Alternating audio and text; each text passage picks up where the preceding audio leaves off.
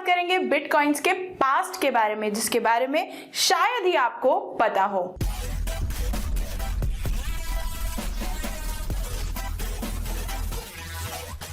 तो ये कहानी शुरू होती है साल 2008 से, जब अमेरिका के बहुत बड़े बड़े बैंक्स खुद ही बैंकरप्ट हो गए और बहुत सारे लोगों का पैसा डूब गया। क्योंकि दुनिया इंटरकनेक्टेड है तो इसका असर ग्लोबली पड़ा, यानी कि इकोनॉमी रिसेशन में आ गई। फिर लोगों को ये रियलाइज हुआ कि उनका पैसा बैंक्स में भी सेफ नहीं है। बेशक आपको ये भी पता होगा कि इंडिया में अगर किसी बैंक में आपका पैसा है तो सिर्फ 5 लाख तक का अमाउंट ही आपका सिक्योर होता है, भले ही उस अकाउंट में आपके 50 करोड़ ही क्यों ना रखे हो। ये बात सुन के कुछ याद आ रहा है? यस, हाँ जी। एक तरफ तो लोग परेशान थे कि उनका पैसा सेफ नहीं है बैंक्स में, दूसरी तरफ संतोषी जी ने इन बातों को ध्यान में रखते हुए 31 अक्टूबर 2008 को P2P फाउंडेशन के जरिए एक डॉक्यूमेंट इशू किया।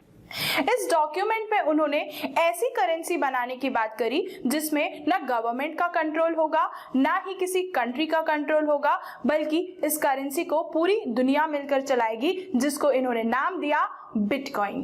अब आती है सबसे मजेदार बात, संतोषी जी है कौन? आज तक बिटकॉइन के इन्वेंटर की आइडेंटिटी किसी को मालूम नहीं। अब रियलिटी में ये एक मेल या फीमेल हो सकते हैं। कुछ लोगों का ये भी मानना है कि ये कोई एलियन है। कुछ लोग ये भी कहते हैं कि ये एक टाइम ट्रेवलर है जो दूसरी दुनिया से आकर हमें ये टेक्नोलॉजी देकर जा चुके हैं। एक अफवाह ये भी है कि सैमसंग, तोशिबा, नाकोमिची और मोटोरोला से मिलकर संतोशी नाकामोटो बनता है, तो शायद इन 4 कंपनियों ने मिलकर इसका इन्वेंशन किया। कुछ समय बाद इस आइडिया पर संतोषी जी की मदद काफी लोगों ने आगे बढ़कर की। भले ही वो लोग अलग अलग कोनों में रहते थे, पर फिर भी उन्होंने मिलजुल कर काम किया। इसमें जाने माने लोग हैं जैसे कि रिनाउंड कंप्यूटर साइंटिस्ट हाल फिनी। संतोषी ने पहली टेस्ट ट्रांजैक्शन फिनी को ही भेजी थी। निक साबो, अ कंप्यूटर प्रोग्रामर, जिन्होंने पहले भी बिट गोल्ड नाम की एक करेंसी बनाने की कोशिश की थी, पर उसमें उन्हें सक्सेस नहीं मिली। गेविन एंडरसन, जो कि एक सॉफ्टवेयर डेवलपर हैं। संतोषी और इनकी बातें एक bitcointalk.org नाम के मैसेज बोर्ड के थ्रू हुआ करती थी, जिनमें आज भी इनकी कन्वर्सेशंस मेंशन हैं। अगर आप इंटरेस्टेड हैं तो चाहे तो जाकर पढ़ सकते हैं। अब तक की कहानी में बिटकॉइन एक एक्सपेरिमेंटल टेक्नोलॉजी थी।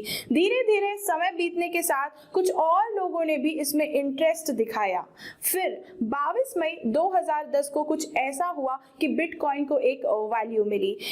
बिटकॉइन को एक लाज़लो नाम के व्यक्ति ने 2 लार्ज पिज्जा के बदले में स्वैप किया। इसके बदले में उसने 10,000 बिटकॉइन दिए, जिसका मैंने एक सेपरेट वीडियो बनाया है, जिसकी लिंक आपको डिस्क्रिप्शन में मिल जाएगी। धीरे धीरे कई लोग इसे करेंसी के रूप में इस्तेमाल करने लगे। उन्हीं दिनों विकीलीक्स नाम की एक वेबसाइट ने अमेरिकन गवर्नमेंट की एक सीक्रेट फाइल रिलीज कर दी, जिसके वजह से गवर्नमेंट ने उनके सारे फंडिंग के रास्ते बंद कर दिए। पर एक रास्ता गवर्नमेंट के कंट्रोल में भी नहीं था, जो था बिटकॉइन। विकीलीक्स ने सोचा कि वो बिटकॉइन को अपने डोनेशंस के लिए यूज करेंगे, जिससे बिटकॉइन को रातों रात पॉपुलैरिटी भी मिल जाएगी, पर संतोषी इसके अगेंस्ट थे।